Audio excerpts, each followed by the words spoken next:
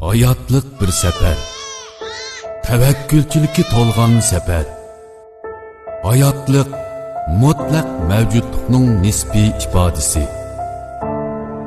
U ichilishni xohlaydigan, sonsizligan sirlar bilan to'lgan. Olamning cheksizligi, xiyolchanligi odamga qo'rqinish aralash umid beg'ishlaydi. Umid xo'shallikning elchisi, g'oliblarning mag'fiyatidir. Kishi yo'qlik va borliq, yorug'lik va qorong'ulik o'ttirsida oldiga bir qadam, orqaga bir qadam ilib, o'z o'rnida midirlamay turmoqda. Vaqt goh kulgan, goh qopig'ini turgan holda yenimizdan agib o'tib ketmoqda. Qo'rqinish, andisha, gumon, tushkunlik hayotning lazzatini elib ketmoqda. Qo'rqinish bir zaruriyat, mag'lubiyat emas.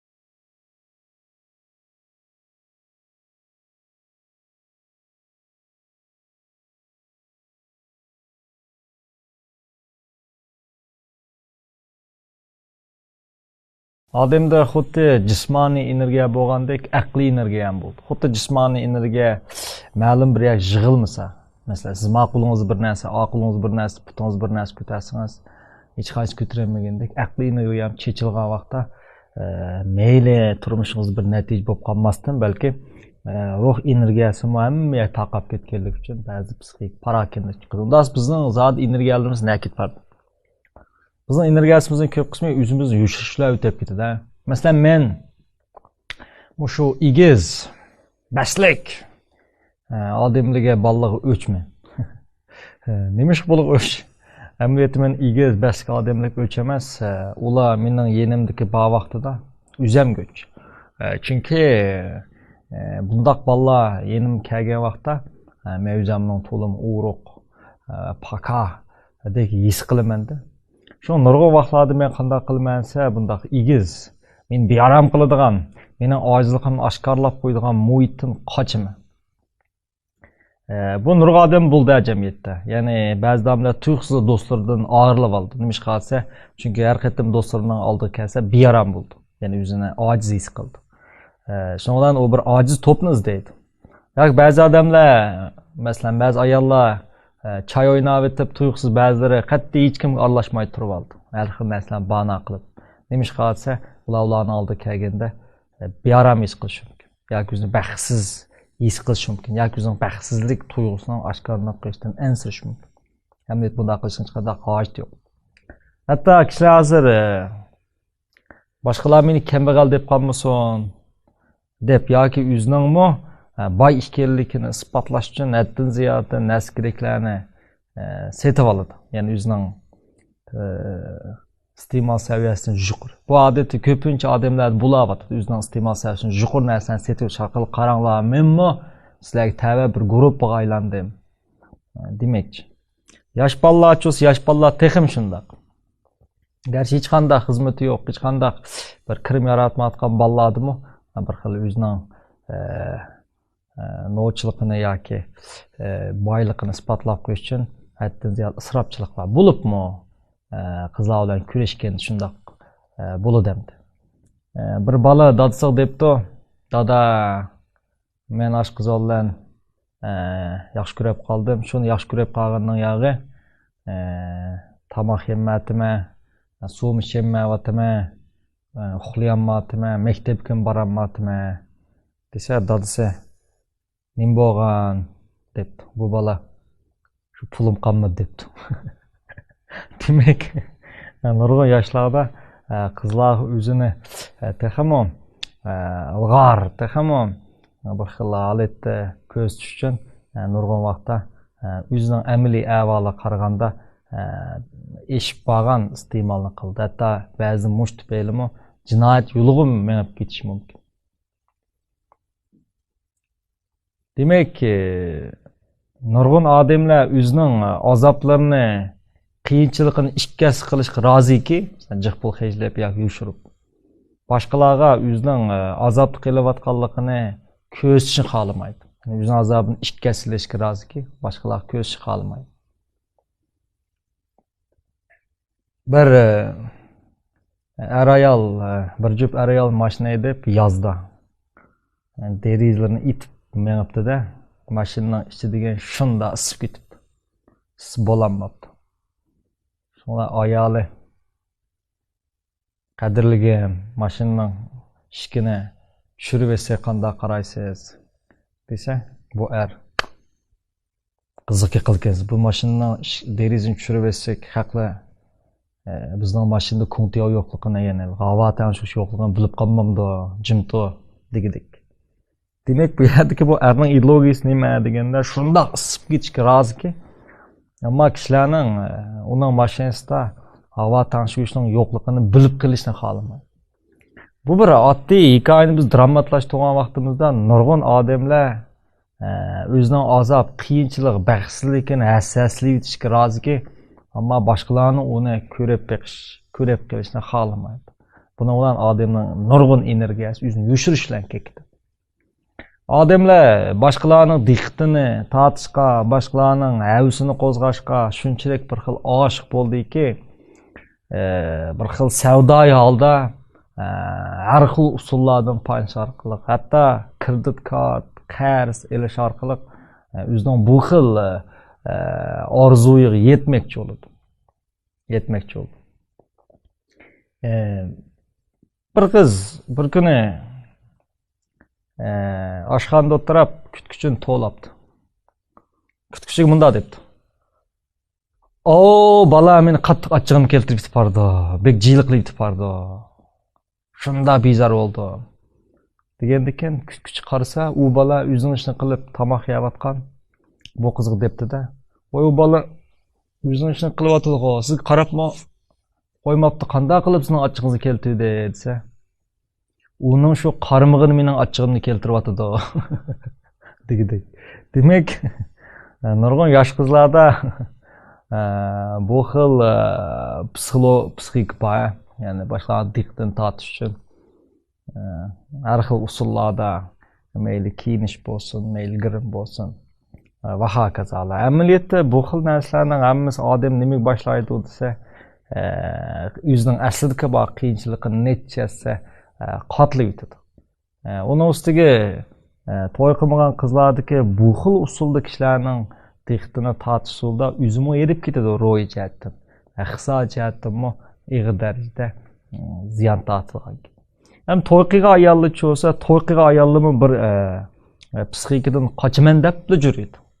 Ya'ni to'y qilgan ayollarning odat 98%da qandaq bir gapni o'zidan anglashdan qo'rqidi desa, mening yo'ldishim men burunqidek yaxshi ko'rmas bo'lib qoldi degan shu gapni o'zi qiladi, ammo bu gapdan shunda qo'rqaydi. Mush gapni anglamaslik uchun, mush gapdan qochish uchun har xil usullarda, har xil tadbirlarni qo'llanib boqadigan gap. Demak, biz turmushimizda o'zimiz anglash xohlamaydigan, boshqalarning bizni bayqab qilishdan qo'rqadigan taraflarimizni yushirish bilanla bizning nurg'un energiyalarimiz, nurg'unlagan diqqatimiz chechiladigan gap. Buning ta'siri nima bo'ldi desa, buning ta'sirida odamlarda besim bo'ldi.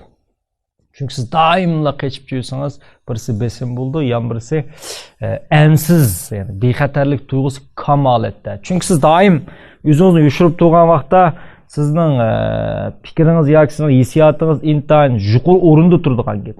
Alert deymiz bunday qiliqqa. Yuqori sezimchanligingiz eshib ketadi. Yani başkalarını bayqab qilishni ansirab turganda. Bu xil holat nimani keltirib chiqardi desa, chronic stress deymiz. Hozirgi eng cho'ng bizning psixikadagi hal qilish tegishli masalamiz nima esa chronic stress. Chronic stress deganimiz asti xarakterlik besim. Biz odatda besimni ikkiga bo'lamiz. Asti xarakterlik besim, yana birisi tiz xarakterlik besim, acute stress. Endi chronic stress, ya'ni asti xarakterlik besim bu işte tuyulmağa çıkar, dramatiklik tüven boğaçka, roşellik aslı boğaçka adamlar bayqayanmaydı. Ama bayqayanmağanlık için bu xatarlik. Çünkü yoldan kelavatkan maşina qaraganda virus xatarlik.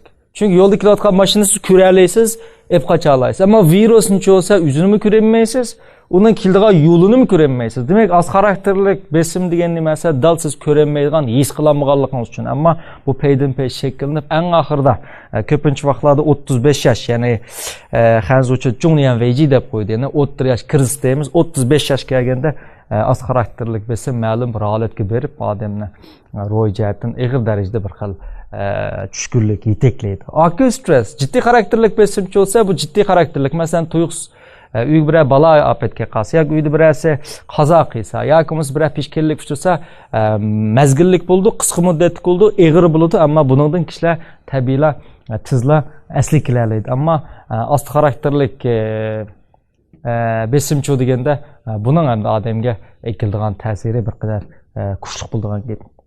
Shunga bu xil doim kishilardan yushirish bizga nimani boshlab berdi desa, bir xil besimni shakllantirdi. Chunki doim qo'g'inish holatida, doim intayin bir xil ogoh bo'lish holatida sagak holat tug'achqa odam ro'y charchash bo'ldi. Mahmud Qashqari ishchi va teshi o'xshash odamlar jurkini qo'lda elib kishilar orasida mang'alaydi deb tasvirlagan. Demek siz o'zingizni ichpiralgan vaqtda kishilardan yushirgan narsangiz oz bo'lganda yoki kishilar bayqab qolmasin degan narsalarni oldin kishilarga deb beralgan vaqtingizda ichki tesh o'xshash bo'lganda siz jurkingizni elibmi kishilar orasida menib yurasiz. Bu vaqtda bizda nurg'unlagan besimlar to'ylaydigan. Endi ansizlikchi. Hozir ham eng jiq bulayotgan bir xil psixikistlar ciddilik nima daim bearam bul titlash, titlash, ansizlik, yani panik atak deymiz buni, panik atak. Panik atak islimi hozir ko'p ko'rildi, panik atak. Panik atak. Endi bu xatni men inglizchadan bevosita ekirishni to'g'ri topdim. Chunki biz hozirlikqa nimkisi deymiz buni. Titlash, javlujin xanzucha, javlujin deb qo'ydi. Ammo buning ham asli latincha kelishi panik atak. Buni panik atak deb uyg'urlashtirib olsak bo'ldi. Buni alaylik nimasi doim bir so'ning ziyonkesh qildigandek, doim bir demda bir yerlar og'rib ketib qolgandek, doim o'lib ketgandek, yoki doim boshqadan gumon qildigandek, doim atrofdagi odamlar uni tashlab ketib qoldigandek, yoki bolasiga bir ish bo'ldigandek bir xil holat alomatlardan kelgan psixik masalasini panik atak deymiz. Agar panik atak bo'lmagan taqdirda odamlar nihoyat bir xil o'zini qo'g'inish holati tug'an vaqtda bundaq odamlar bilan siz paranglashayotganda sizmi beyaram bo'lsiz. Yani doim beyaram yuradigan odamlar sizga o'zining barliq uchurlarini bermaydi. Birisi sizni xato tushunib qolmasin deb bermaydi. Yana birisi sizni yaxshi ta'sir qoldirman deb bermaydi. Ular gap qilgan vaqtda asli hissiyotini, ko'ngildagi demek çoğunda emas, belki sizning anglamoqchi bo'lgan gapingizni topaman deb beyaram bo'ldi. Ya'ni bunda ashib aytganda rost gapni emas, to'g'ri gapni izlaydi. Ular gaplarning xato ulab qo'yishini shunchalik ansiraydi. Amaliyotda qarshi tarafdagi odam cho'si buningdan beyaram bo'ldi. Bir beyaram bor tug'an odamga endi tug'an odami beyaram bo'ldi. Biz yoshlar shuni tushunishimiz kerakki, mayli baxt bo'lsin, mayli baylık yaratışta olsun, meyli kişilik münasebette olsun, meyli nikadı olsun, yak muhabbetçileri olsun, kişiler sizge, herkesim siz talantlı bolganlığınız üçün, siz bay bolup ketkenliginiz üçün, yak siz qaltis bolup ketkenlik üçün emas, belki siz ma'lum bir odamning yeni tug'anda uning bir xil bexatarlik tuyg'usi beralganda yoki siz bu vaqtida u o'zini xotirjam his qila olganda yoki siz bu vaqtda u o'zini bir xil rohat his qila olganda ondan sizga har xil fursatlarni biroq nurg'un odamlar buni dal ta'tirini qo'llangan nima desa bir xil ansiz holatda shakllanib olgan psixologiya nuqtasi elib aytgandimi psixologiya nuqtasi elib aytgan vaqtda bu xil ansiz holatda yoki bu xil qo'g'inish holatida mudofaa holatida tug'an bu xil kayfiyatda bizning atrofimizda o'zimizga foydali sharoitni men bayon deb o'tib ketdim tashqi dunyoni ya'ni tinch xushal baxt saodat to'lgan muhitni yaratishimiz mumkin emas chunki sizning ichki dunyosingiz bir xil bexatarsizlik to'lganlik uchun ichki dunyosingiz ansizlik to'lganlik uchun ichki dunyosingiz yushish to'lganlik uchun tashqi dunyodagi muhitmi buning masalda sizga belgilik sharoitni hozirlab bergan gap o'tganda men bir xotin ko'rib qoldim xotenda bir odam mundoq dedi men tümüçü deydi, resimsizmen deydi. Men sizin leksiyasınız anlagandan keyin mundaq bir sınaqni ishlab baqdim deydi. Ya'ni ko'nglim yerim vaqtida deydi. Qapqimni turib xushal bir resimni siz baqay deb, har qancha urinsammi, kulib turgan xushal resimni sizolmadim deydi. Qapqim turib kulgan resimni men sizolmaydi ekanman deydi.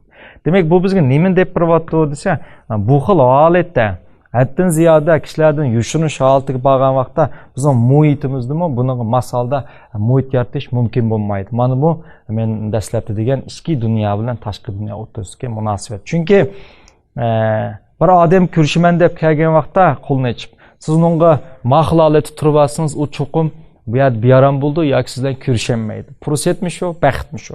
Ya'ni bir odam qo'lni ichib kelyapsa, siz mushtingizni turib olganda u chuqum ko'rishamaydi degan.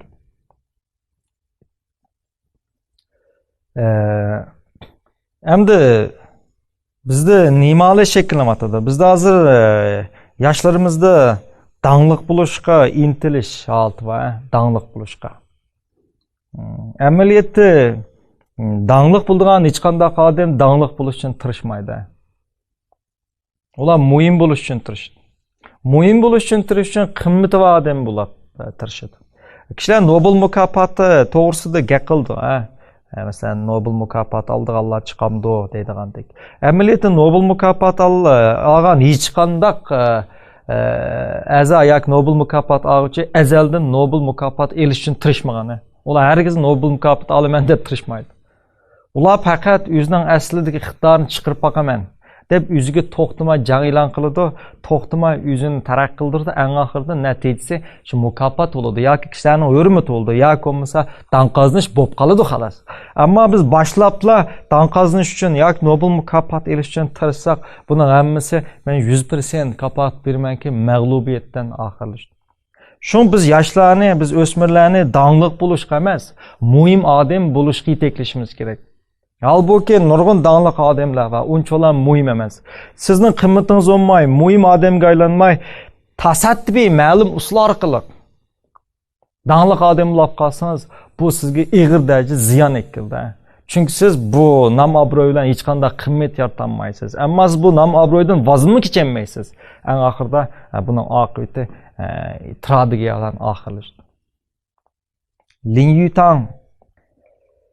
Yutang degan bir odam bor. Lin Yutang nima degan desa, kichik odamning soyasi haddan ziyoda cho'ng bo'lib ketgan vaqt dal quyoshning patgan vaqti deydi. Quyoshning patgan vaqtida odamning soyasi eng cho'ng bo'ldi deydi. Bu deganlik sizning boshqalarga bergan ta'siringiz yoki obrazingiz asli oltingizdagidan haddan ziyoda cho'ngib ketganda siz zavolliqqa yuzlansiz deydi. Yani bir kichik odamning soyasi aslida o'zi qaraganda bek cho'nglab ketgan vaqt dal quyoshdan patgan vaqt. Demak, ko'pincha odamlar dal o'zining asli holati, asli qimmatiga qaraganda nechas yuqori qimmat bilan, nechas yuqori obrazni tiklamoqchi bo'ldi. Ammo bu obraz, bu tiklagan saxta qiyofat eng oxir bu odamni nimaga boshlab bordi desa, zavolliqqa boshlab bordi.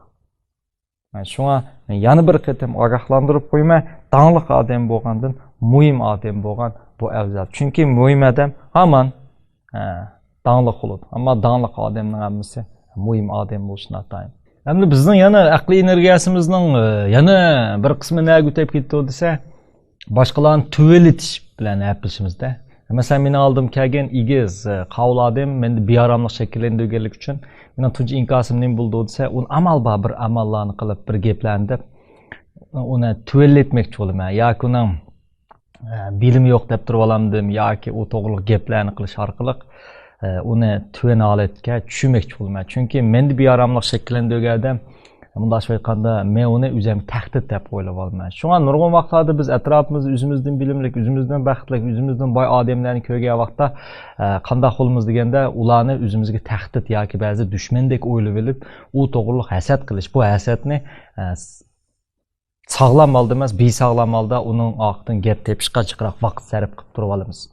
Chunki ular bizning ojizligimizni oshkorlab qo'yganlik uchun. Chunki bu xil odamlar biz bearamlik shakllantirib qo'ygan uchun. Amaliyat shu deganda, amaliyat ruh ilmida bizning bir odamni har xil usullar orqali ham amaliy yoki bo'lmasa uni obraz jihatdan tuvaletishning o'zi bizning tuvalishimizni keltirib chiqardi. Bunday aytganda bir odamning tuvalishi boshqa odamlarning tuvalishi keltirib chiqardi. Men bir to'r nazariyasini deb beray. Shu men bir Rəx ekipirіңlər, rəx. Rəxni elib işki alın çıxanlar fikəm.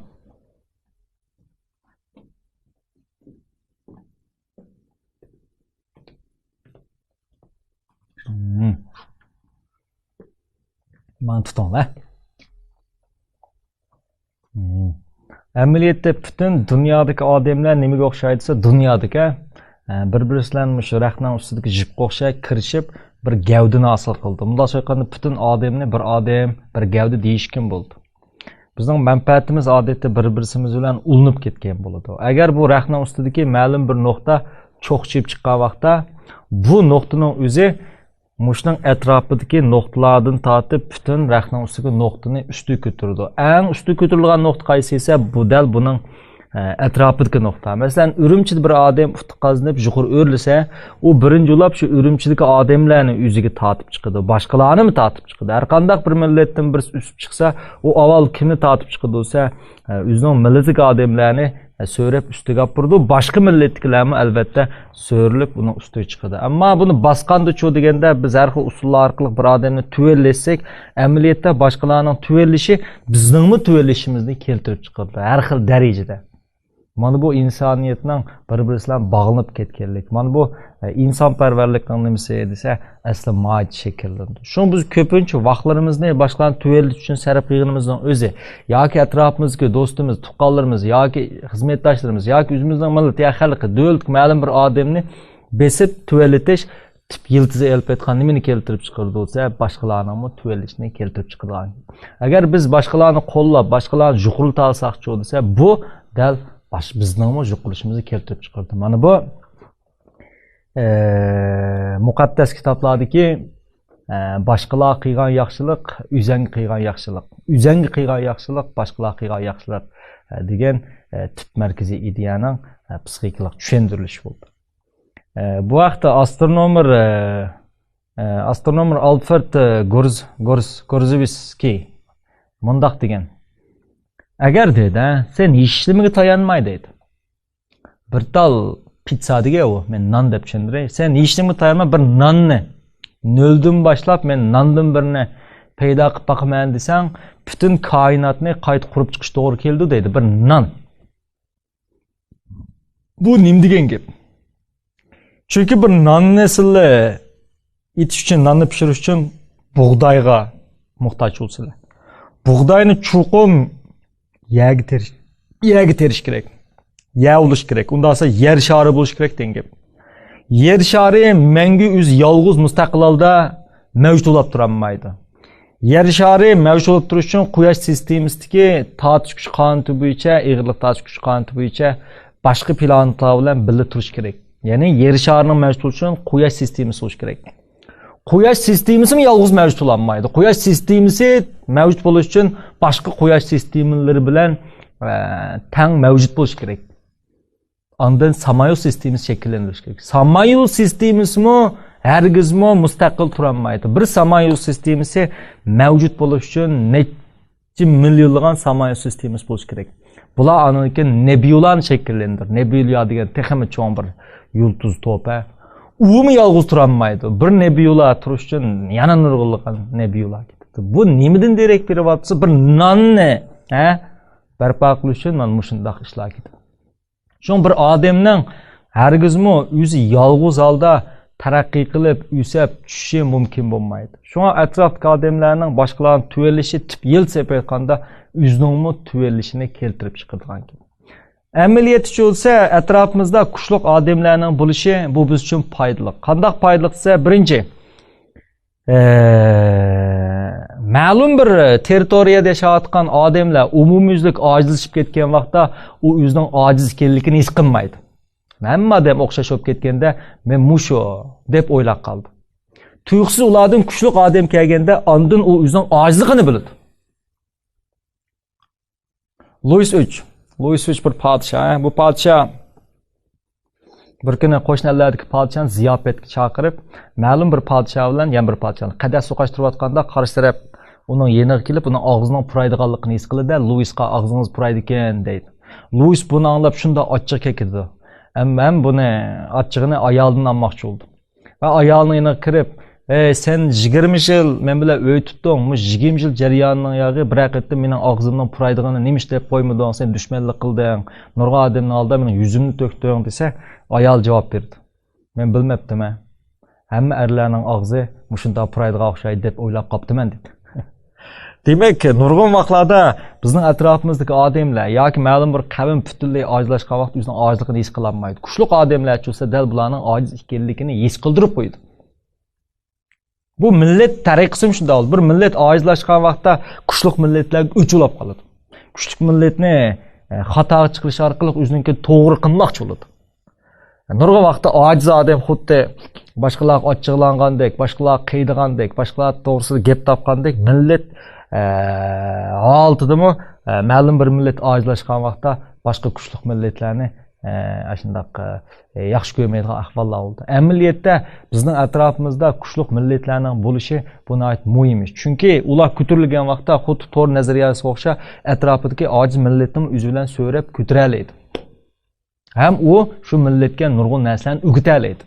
Chunki mukammal taraqqiy qilgan yoki hamma joy taraqqiy qilgan odam bo'lmagandek millat mavjud bo'lmaydi.